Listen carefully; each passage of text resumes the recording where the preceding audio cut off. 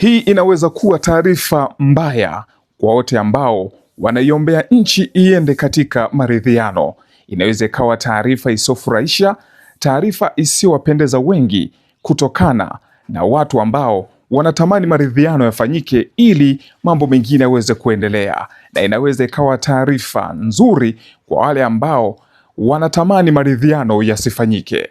Hii imekuja baada ya makamu mwenyekiti wa Chama cha Demokrasia na Maendeleo Chadema Bara John Heche, ambapo ameendelea kusisitiza kuwa hakuna maridhiano yatakayokubalika kuanza isipokuwa tu pale mwenyekiti wa chama chao ngazi ya taifa Tundu Lissu atakapoachiwa huru na vikao vya Chadema kutoa uamuzi.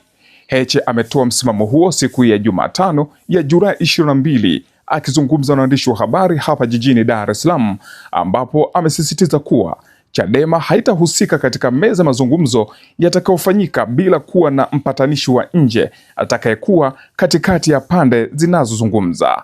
Nikinukuu kauli yake, anadai kwamba hakuna mazungumzo yatakayofanyika bila mwenyekiti kuwa nje.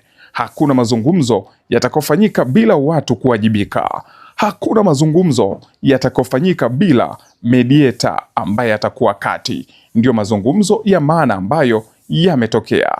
Hii ni kauli ya Heche ambayo nimeinukuu. Lakini pia katika hatua nyingine, Heche amefafanua kuwa lengo la siasa zao ni kufanya mabadiliko makubwa ya mfumo wa Tanzania, licha ya kile alichokiita madhara kwa wanachama wao, ikiwamo kukamatwa na kuwekwa gerezani. Nikinukuu kauli yake, anadai kwamba kwa hiyo nataka nisisitize kuwa viongozi na wanachama wa Chadema, chama chetu kama chama kikuu cha siasa cha nchi hii, siasa zinazofanya ni za kwenda kubadilisha nchi hii na zina consequence, zina madhara kwetu. Hii ni kauli ya Heche. Heche amewataka viongozi na wanachadema kuelewa kuwa siasa wanazofanya ni za mabadiliko ya kweli, na anawaomba Watanzania wawaunge mkono.